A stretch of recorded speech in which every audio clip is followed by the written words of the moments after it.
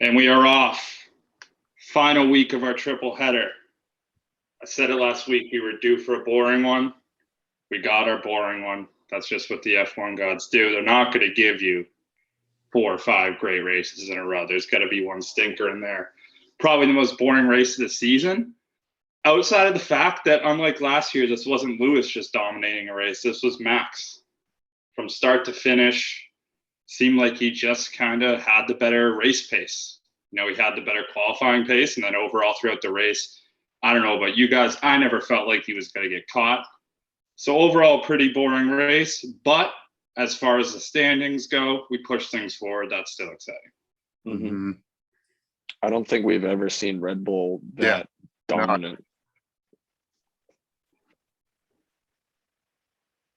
Yeah, I mean, it was just 20 seconds is a lot. And Merck's got a lot of ground to make up this week because we're on the same track. So you got to expect that that's going to be really hard to pick up that much time back in performance this week. Overall in the standings, we got Max at 156, Lewis at 138. So it's still tight. It's not like, this thing is over by any means. We still got a long season ahead of us. If Max doesn't finish a race and then Lewis win one, we're right back to where we were a few weeks ago, where it's just a few points separating the two. So we were talking about it earlier in the week. Do we think that Red Bull is just going to be able to pull away all season? And, those last 6, 7 races don't really matter. We'll see. I don't think so. But, last week wasn't a good sign for Mercedes. No, this is kind of what has been coming to fruition over the course of the last 4 races, I'd say, is like, again, I mean, we talked about it a lot last week, and I think it's, again, not to sound like a broken record, but the Mercedes is on their heels, and after last week, once again, they continue to be. And I, again, want to point to Checo versus Bottas for that reason. We knew Max and Lewis are going to be doing their thing at the top, but I mean, Checo is like dominating right now, and Bottas is really struggling. And so, he did pretty well in qualifier. Obviously, he had that penalty, the 3-place grid penalty. So, that definitely hurt. But no, I mean, listen, there's really not much to say to that. Again, like you said, Cal, one DNF from Max and a win from Lewis, and this thing is right back in it. So, it's still very, very tight. But this past race, again, we took it to them on the track this time and not the street circuit. And these new Honda engines, man, there's something with them. They're definitely beating Mercedes outright a lot of the time. So I mean, I'm not going to sit here and say that the season's over by any means, because it's certainly not. But it's not looking good for Mercedes. And in the next few races here, we're going to have to start having the conversation, like, how many more races can Red Bull win and Mercedes lose to Red Bull before this is going to start to become, a non-event. It's just, there's really nothing Mercedes can do. I'm a little nervous. Yeah, I hope we don't get to that point. But it seems like in the news, at least, there's murmurs that Mercedes is going to make upgrades, and then Toto said on next year's.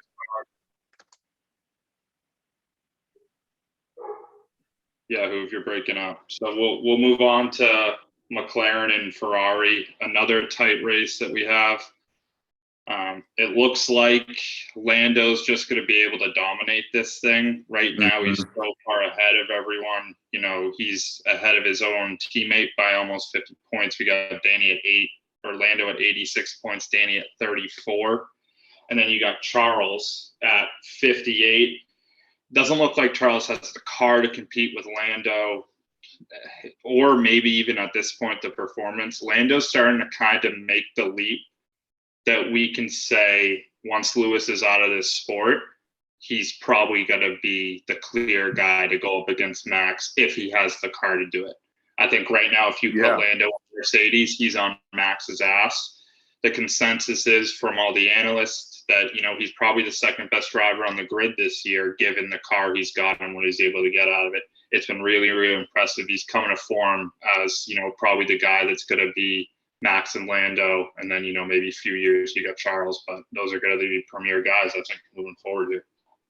Yeah, no, I couldn't agree more with that. And again, you can point to, I know I sent it to you guys, that cool graph on, some Instagram page made it of like all the drivers in each race up until this point, kind of where they finished on the, overall grid. Yeah.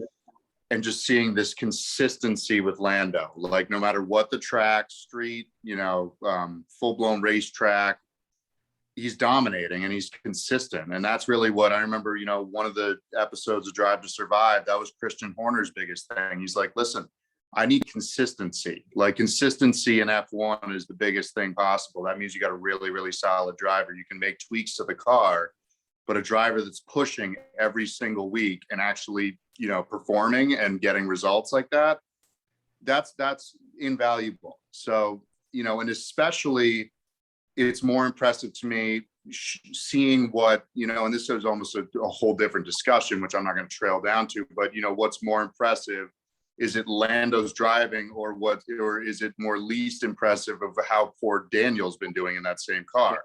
I don't know. But not only does it make Daniel look really bad, but I mean, like McLaren needs to figure something out here, because again, I agree with that sentiment. I would absolutely say top 3 driver, no question, on the grid. So yeah, I don't know. I mean, listen, at the end of the day, and then you touched on Charles too. I mean, Charles last week was out there playing bumper cars as well. Like, I was not really too impressed with some of Charles' decision making, this past race. And I think a lot of that might have to do with the way that they've been finishing overall the past few weeks. I mean, like he's had a really, really frustrating season. I think he's really trying to get the most out of that car, and he might be sacrificing some decision making along the way to get those results. So yeah. Charles needs to clean it up. Ferrari's just doing what seems to be Ferrari things the last couple of years now. But yeah, no, Lando may single-handedly pull McLaren ahead. Yeah. Yeah. And with Ferrari, you have a team that, similar to Mercedes, looks like at this point, they're not going to mail in this season, but they're looking forward to next year a lot more than the other teams are. And that's tough for Charles. That's tough for Carlos. Hopefully that means next year we get these kind of long-term gains. In the short term, we kind of got to deal with a little bit more of a boring season. Yeah. But I don't really want to judge Charles this hard this year. We know he can win a race. He did it so young. Like we've seen what he can do. We've seen what he can do on Saturdays, qualifying that well. So I just don't want to judge him in this car right now, because I think we could be kind of doing ourselves a disservice going into next year. I do think that Lando maybe has surpassed him this year as the better driver, but I still 100%. Think if this was Madden, Lando's a 91, Charles is a 90. Like they're right there with each other. Yeah, 1A and 1B, exactly. They're in the same car. They're going to be swapping places every weekend. So yeah, hopefully it's exciting this year. Unfortunately, it looks like McLaren's going to be able to kind of pull away as the season goes on. But I think next year we're going to have some very, very fun battles between these two guys. And they've already had a bunch of battles this year, Lando and Charles. So I think that's going to be a fun little rivalry that we'll have going forward here. Yep. And think about what this would look like right now for McLaren if Daniel was pulling his end of the bargain and not finishing outside the top 10 sometime. Yeah. I mean, like McLaren this would be a whole different conversation about McLaren if Daniel was right up there with Lando. I mean, you could arguably start making the argument if Mercedes keeps taking the downturn, could we even possibly see a battle for second at that point? Yeah. I mean, like really with Bottas performing the way he has the last couple of weeks. So, it's really, again, I don't want to harp on it, but man, Daniel really needs to find some way to get some more points for McLaren. It's bad.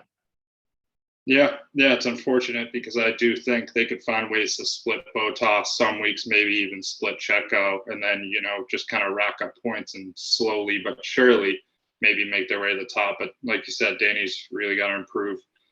And then, unfortunately, I don't really want to have to touch on this, but poor frickin' George Russell, man. Oh, my God, heartbreaking. I think it was, hearts go out to you, George. 24, 28 laps. To be able to do that in that car, dude, I mean, if he was in an Alpine, if he was in a McLaren, like this kid's going to be up there to be winning, you know, like races. Like he's going to be qualifying like P3, you know, in midfield cars. I don't think we realize how good he is because we've just never had a chance to see it.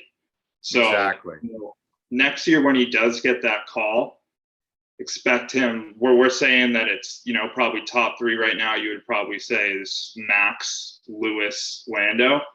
Don't be surprised if the old man just suddenly starts getting bumped by these new guys and George steps in and just already has faster pace than Lewis next year. It kind of 100%. we're getting the changing in the guard here. And what George has done this year is insane. So if he was in a Mercedes, if they called him up right now, I think he might be outpacing Lewis in a lot of these freaking qualifiers. So just super impressive stuff. Yeah, I couldn't agree more with that. And I mean, I think I mentioned that sometime, you know, a couple episodes ago, where it's like George is absolutely a top 5, top 6 driver in this field every week. He's in the worst car, hasn't missed a Q2 the entire season. You know, in again, the worst car. And look at what he did this past weekend. That was arguably the most impressive thing we saw this past weekend, was what George did.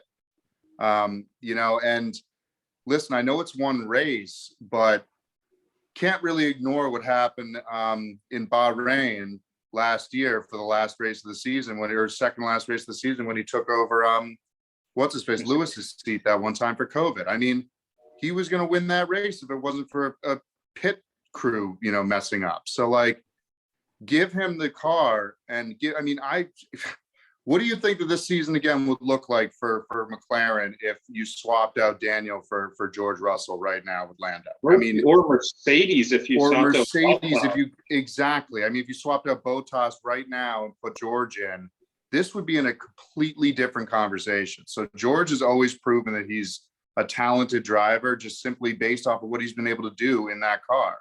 I'm pulling for George very, very hard. I mean, I would love to see him finally, because he's earned it, in my opinion. He's shown that he can drive. He deserves to be in a better vehicle. It's as simple as that. I think if Mercedes really wants to, at some point in the season, actually have a shot, why not call the kid up? I just don't. Yep. What is holding you back other than controversy and, you know, a bunch of stuff in the media that it will be tough to deal with? Exactly. Other than that, you know, you're giving yourself an actual shot, but they got to do it soon. They can't wait until there's 6, 7 races left to do it. You got to give the kid enough time to learn the car. So we'll see. That would be real. I don't think it's going to happen this year, but that would be really cool if that happened in the next few races. I would love it. I'd love it. And we'll hop right into this weekend. We're at the same track, so I don't think we have a lot to cover going into the race. It might be a little rain, so when you make your predictions, kind of keep that in the back of your mind. Just throw them in the chat because we can't hear you.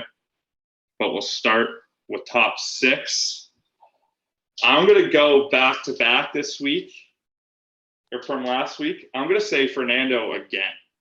I think he's able to do it. He looked really good in FP1 and FP2 today. He just seems to be getting better and better every week, which, Chip, I'm sure you hate to see, because that means that they might keep him around for next year. He's surpassed, but I'm happy for him. You know, he surpassed Lando or Ocon the past 3 races. Ocon's been out of the points and he's been in there. So it sucks that he's been impressive, but he's been impressive. Yeah, no, I mean, listen, man, he's listen, I have 2 eyeballs. You know, I can see what's going on, and you know, it's absolutely impressive. You know, I've said it 1,000 times. I just like seeing these new guys filling seats. You know, kind of keeping things younger after a while. You know, get a little stale, but congrats to Alonso. I do hope he pulls that off. I'm going to stick with my same one as well and go Yuki again. I think Yuki top 6. He's right there. You know, he's so close. I actually don't remember I think he was like P8 or something at the end of last race. So he's getting closer. So yeah, I mean, Yuki's bound for one. Why not Red Bull's home track?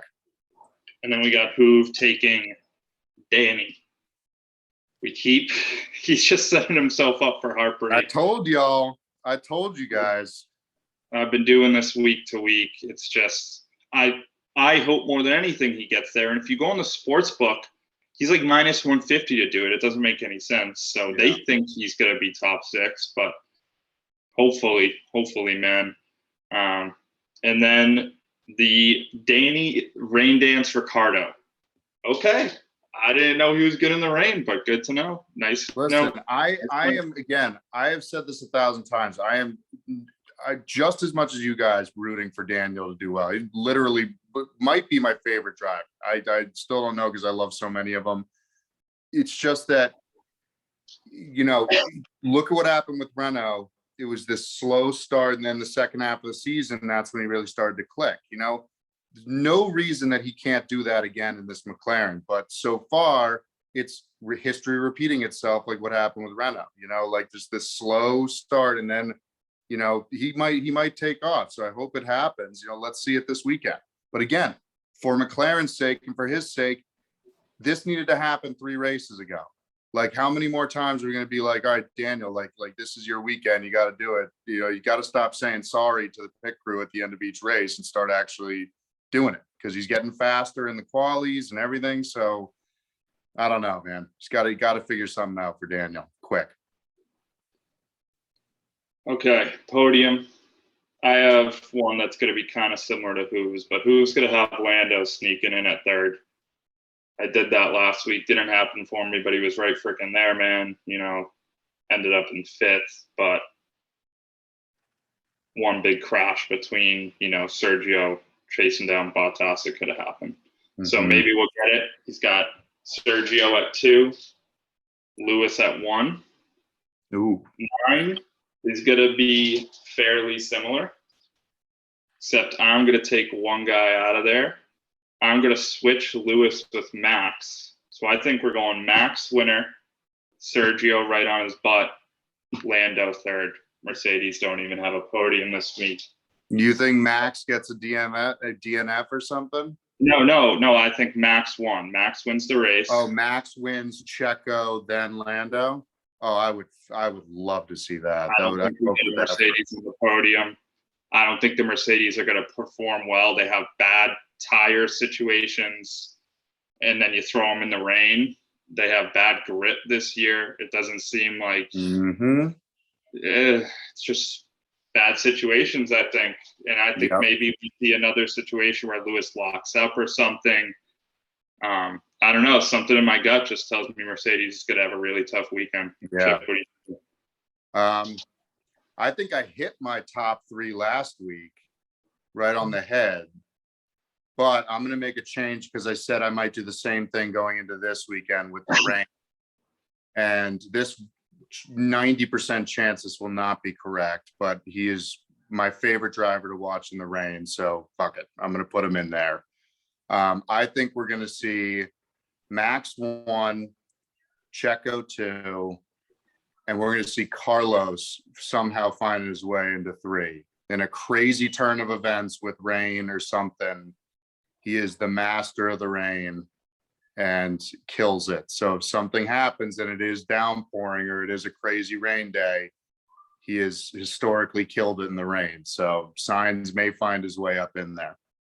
He's done it this year already. Why can't he do it again? That's probably our boldest podium take we've heard all year. I hope it happens. We hope for a crazy rain race. We don't get a lot of these usually throughout the year. So, you know, dog days of summer, it's going to be July 4th in our neck of the woods. So we'll probably be watching on our phones, but we'll definitely be watching.